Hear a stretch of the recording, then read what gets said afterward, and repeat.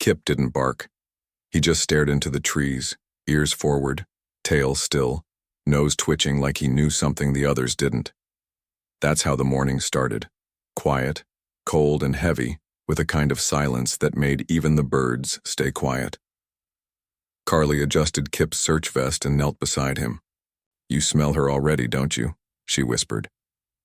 Kip didn't look at her. His focus was locked straight ahead. Tom, the team lead, stepped out of the SUV and looked at the empty trailhead.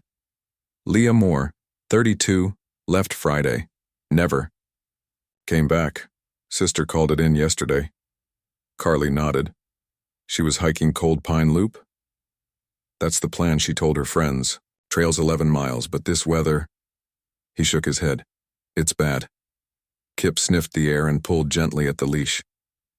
Carly felt it in her arm. The urgency. "He's picking something up," she said. Tom looked skeptical. "We haven't even started the scent pull yet." But Kip wasn't waiting. He circled Leah's locked Subaru, pausing by the driver's door, then the back. His nose worked fast, focused. Carly opened a bag and pulled out Leah's hair tie. "Here, boy." Kip sniffed it, then paused. For a second he was completely still. Then he turned, not toward the trail but the far edge of the lot. Tom raised an eyebrow. "That's not the trail. What's he doing?" "He's tracking her," Carly said. "That's not random." Kip moved slow, like a ghost but with purpose. Every step forward felt like he was pulling them into something bigger. "You trust him?" Tom asked. "With my life," she said. What Carly didn't say, what she never said out loud, was that Kip was the reason she stayed after her brother disappeared 3 years ago. That search had ended in heartbreak. Kip wasn't hers yet, but she watched him work, saw the fire in him. And she promised herself, next time, we bring someone home. Kip pulled harder now, reaching the start of a brushy path that wasn't marked. The others hesitated. Carly didn't. "She didn't take the main trail," she said. Tom sighed. "Well, if she went off script, we've been searching the wrong places." Kip turned back just once, just long enough to check Carly was still behind him. Then he slipped into the woods, nose low. Carly followed. "He's not just tracking," she said under her breath. "He's chasing something." The fog swallowed them whole, but Kip didn't stop. He never did. Branches slapped against Carly's jacket as she followed Kip into the brush. There was no path, just broken twigs and soggy ground.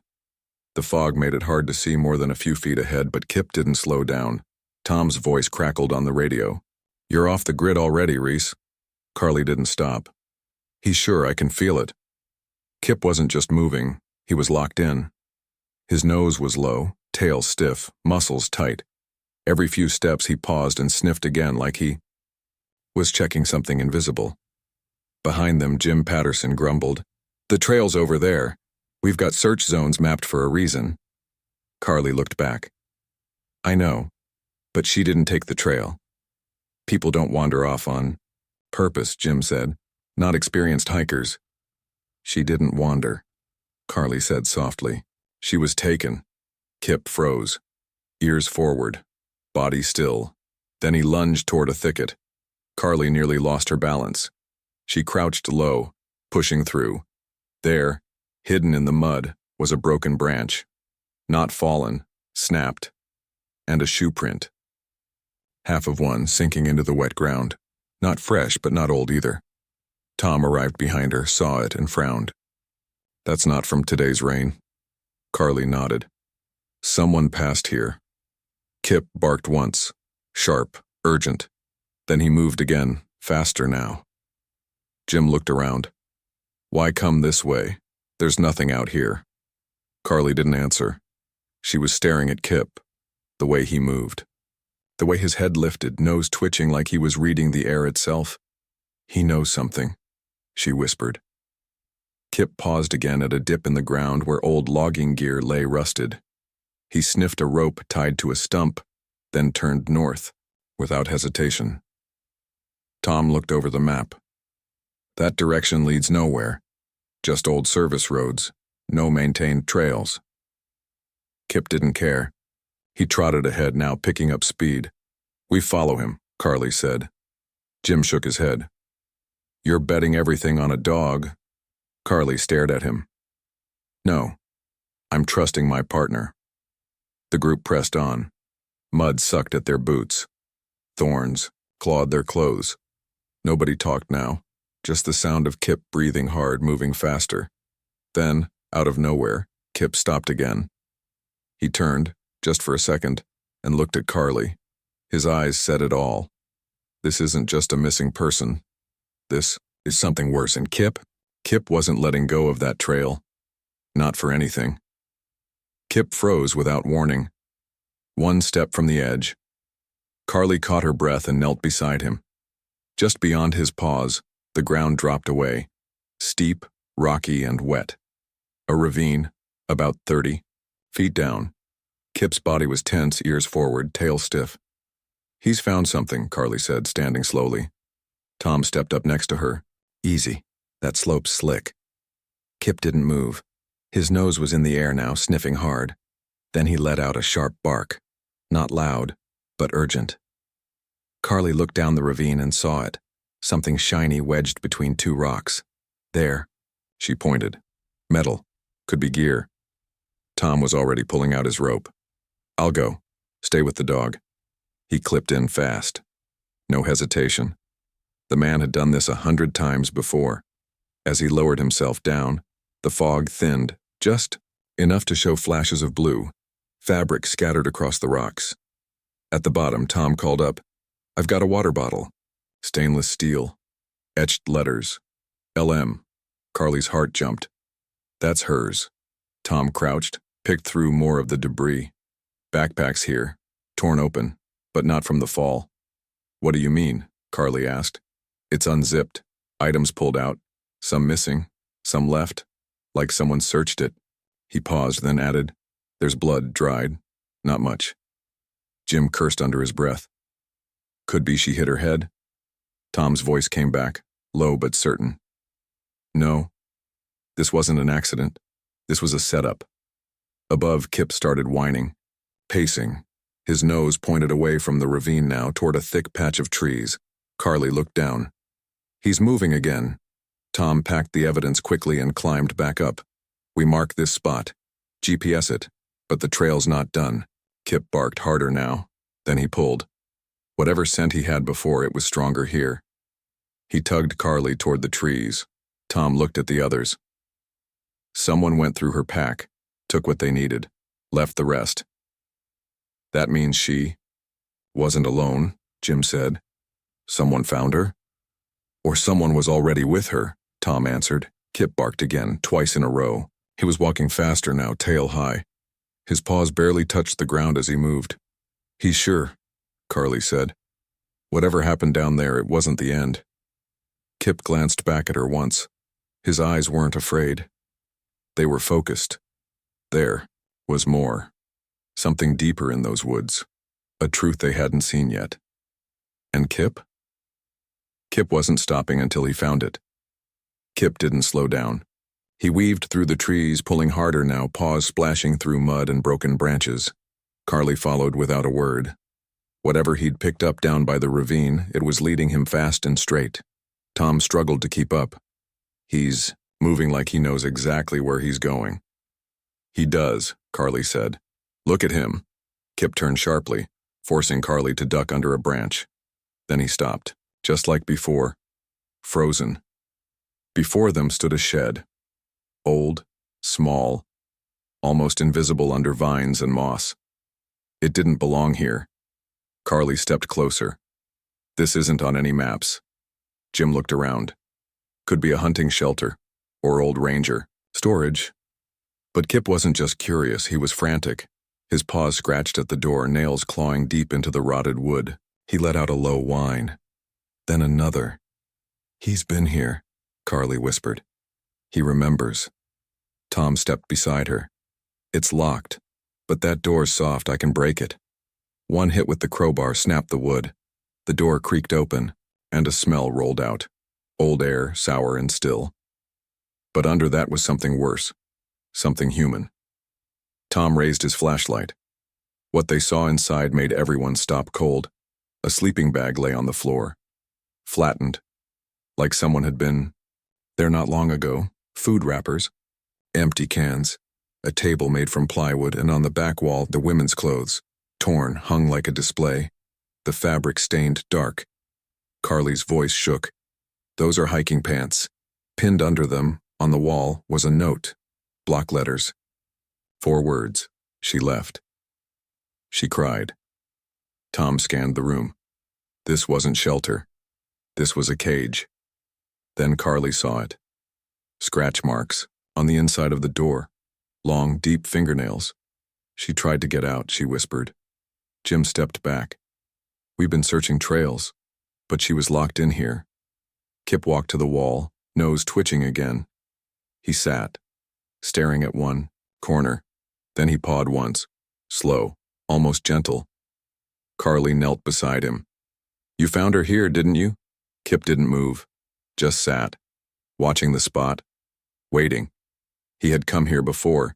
He'd scratched, barked, tried to get someone's attention, but no one was listening then. Now they were. She was here, Carly said, and Kip knew. He knew. Tom stared at the note again. Someone moved her. Kip stood suddenly, turned, and looked toward the forest.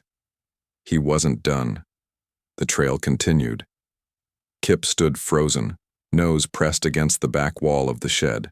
He scratched once, then again, softer this time, like he remembered something the rest of them hadn't seen yet.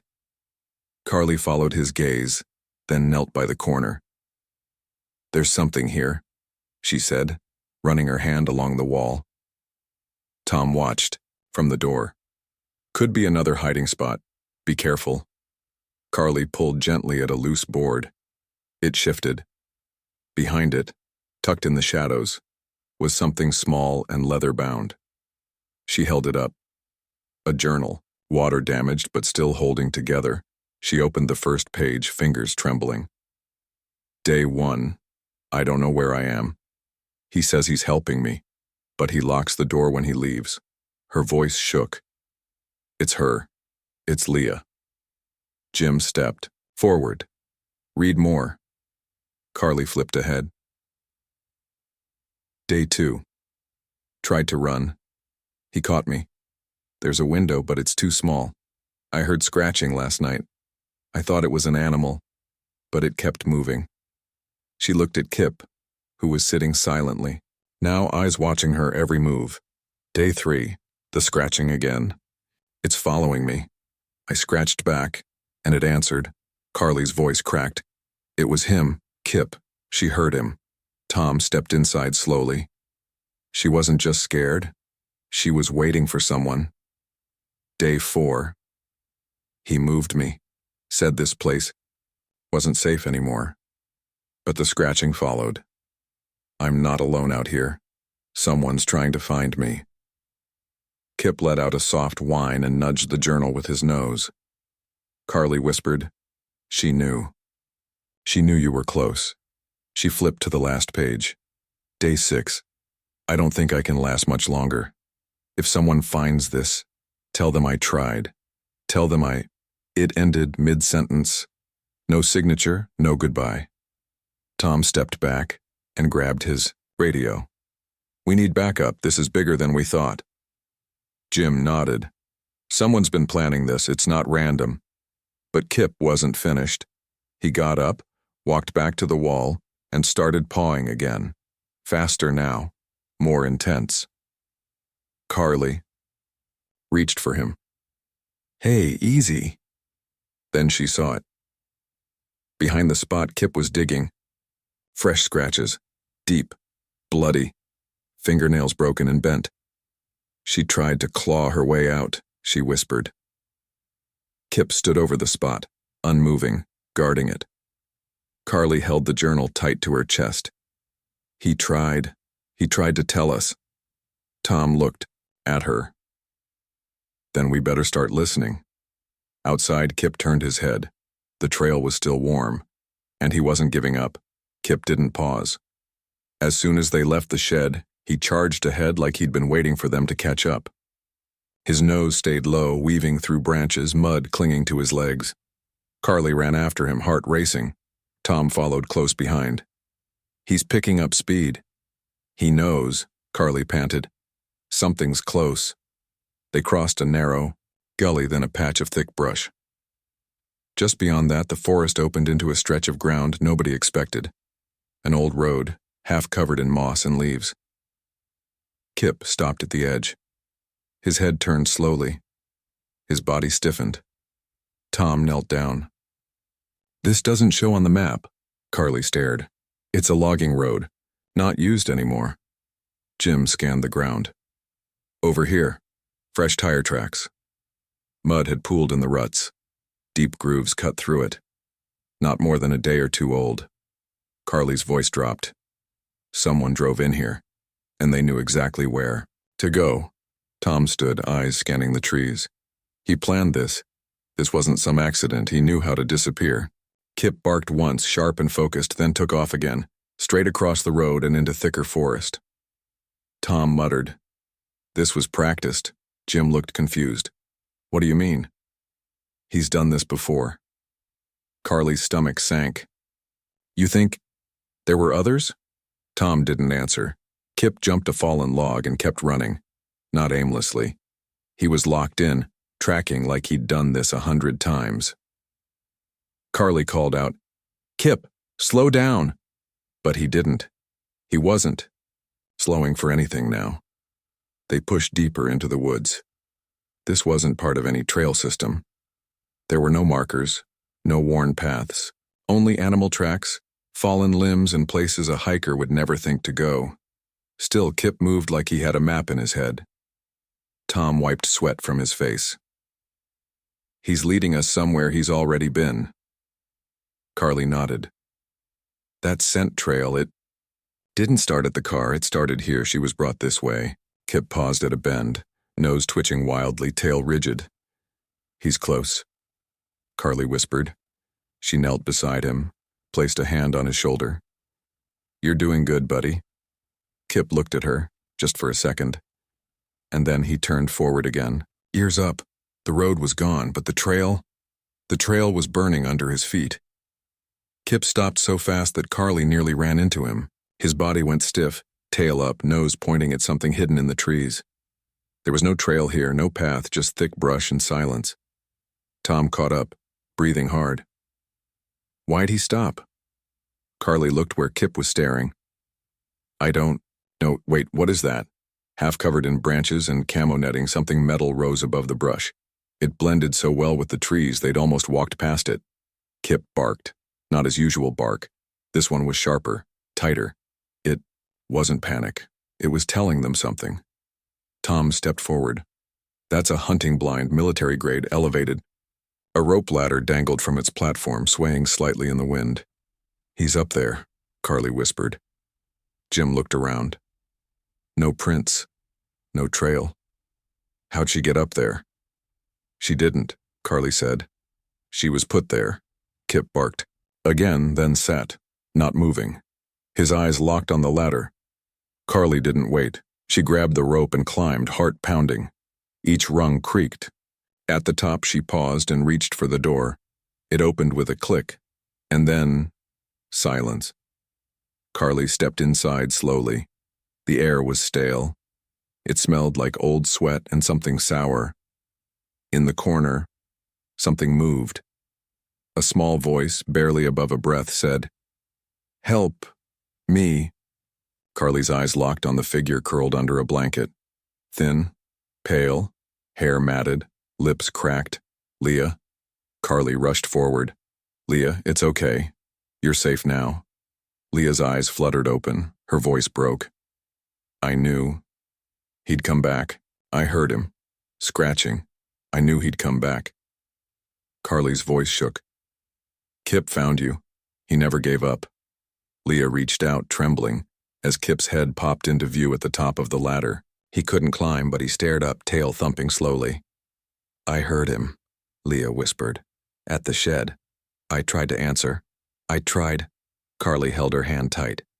You don't have to try anymore. We've got you. Tom's voice echoed. From below. Is it her? Yes, Carly shouted. She's alive. She looked around the blind. There were food cans, water bottles, a small heater. This wasn't a shelter. It was a prison. Back on the ground, Kip barked once, then sat again, still watching the ladder.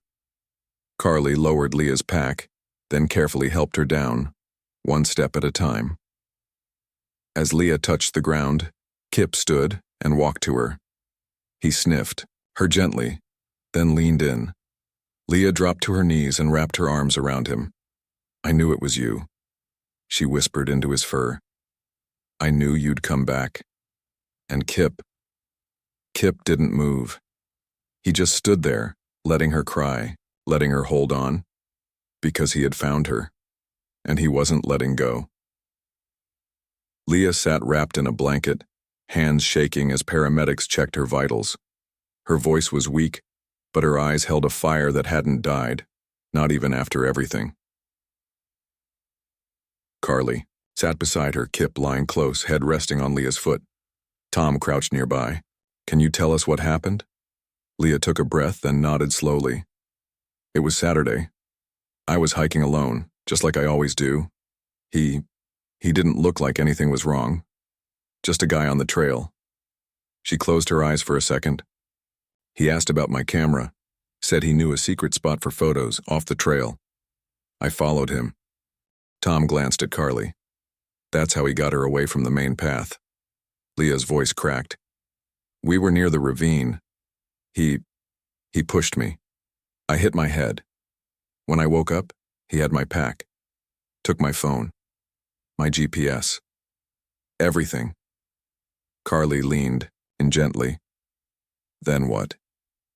He said I was too hurt to move, that he'd take care of me. But then he locked me in the shed. Wouldn't answer questions. Wouldn't say if help was coming. Her hands clenched the blanket tighter. I screamed. No one came. But then I heard scratching. On the wall. At night. She looked at Kip, eyes filling with tears. I scratched back, and something scratched again. It gave me hope. Carly wiped her eyes. That was Kip. He found the shed before we did. Leah nodded. I knew it. I knew someone was trying. Tom asked gently, how long were you there before he moved you? 2 days. He said it wasn't safe anymore, said he had another place. Carried me through the woods. I couldn't fight. He put me in that blind and said the same thing. What did he say? Carly asked. Leah's eyes turned cold. That no one would ever find me, that people go missing here all the time. She looked around at the team. But I heard the dog again, and I knew someone was still out there looking. Kip let out a soft whine and nudged her hand with his nose. Leah smiled weakly. He never stopped. Tom stood, his face hard. This wasn't random. He planned this, and we need to find him. Jim stepped forward. If he's done this before. Leah whispered. He had pictures in the shed. I saw others. Carly looked down at Kip. He'd followed a ghost trail through silence and fear, and now they knew. This wasn't over. Leah's voice still echoed in their ears when the call came through. Suspect. Located? The radio crackled. Cabin deep north, unmarked trail. Tom didn't wait. That's him, let's move. The cabin was buried in the trees, shielded from every map and eye. No driveway, no mailbox, just footprints in mud and tire tracks from the ghost road. Inside, it was worse than they imagined. Photos. Dozens. Maybe hundreds. Taped to walls. Stuffed in drawers. Faces of hikers. Smiling. Unaware. Some were marked. Red circles. Numbers. Tom scanned them, his jaw clenched. Some of these people, they're still on missing persons lists. Carly found Leah's photo too, taken from behind. She was crouched near a stream, camera in hand. The shot was personal. Close. This wasn't random, Carly whispered. He followed her. Marcus Webb was found hiding behind the cabin wearing Ranger green. He didn't fight, didn't speak, just stared. Tom looked at him. "You know every inch of this forest, don't you?" No answer, but Kip knew her. At the station, officers boxed up evidence. It filled a room: zip ties, maps, locks, lists of gear. Jim shook his head. The shed and blind weren't all. There were more. More places, more victims, more heartbreak. Tom stood at the map board. Red pins everywhere. He used to work search and rescue. That's how he knew where to hide them. Carly sat beside Kip, who lay at her feet, eyes half closed. But he was listening. He always was. She looked down. "You didn't just find Leah. You stopped him." Kip lifted his head just slightly. Outside, reporters waited. Cameras rolled. The world was learning about Marcus Webb. But in that room, the real hero lay silent on the floor, tail still. Tom came over and crouched. He knew the trails. He studied the land. He had time, tools, and no conscience. He looked at Kip. "But you had heart, and that beat everything he had." Kip blinked, like he understood, because in the end it wasn't the maps or the gear or the plans that found Leah. It was one dog, one nose, and the refusal to stop. 3 months passed. The leaves were long gone, and snow kissed the peaks now. But in the search and rescue office, warmth came in a small cardboard box. Carly opened it slowly, not sure what to expect. Inside was a photograph: Eagle's Peak, autumn in full color. Gold, red, and fire orange spilling down the hills like they were lit from within. It was perfect, more alive than any postcard. Taped to the back was a handwritten note. "For Kip, you never gave up. Love always, Leah." Carly's breath caught. She knelt beside Kip, who looked up at her with soft eyes, tail wagging once. She whispered, "You've got mail, partner." Kip nudged the photo gently with his nose. Leah had taken it. She went back. She made it to the summit after all. Carly framed the photo and hung it in the SAR office, right above the gear shelf. Everyone saw it when they came in. Every volunteer, every handler, every dog. Tom walked in that afternoon and stopped in front of it. "That's her shot?" Carly nodded. She said it was the one she always dreamed of. Tom studied the colors, then looked at Kip, who now rested under the desk. "She got there because of him," Carly smiled, and she never forgot it. Every time Carly strapped on Kip's vest now, she paused. Not just to check the buckles or fit, but to remember. Remember what they'd done. What he'd done. Because not every call ends with a rescue. Sometimes they end in silence, in questions, in heartbreak. But not this one. This one ended with a girl who came home, a monster behind bars, and a golden retriever who followed a trail no one else believed in. One who scratched, who barked, who refused to turn back when logic said it was hopeless. Carly crouched down beside him. "You ready for the next one?" Kip licked her cheek once, then stood, tail high. And just like that, they were ready again. Because the mountain doesn't care who's missing, but Kip does, and he always will. And he always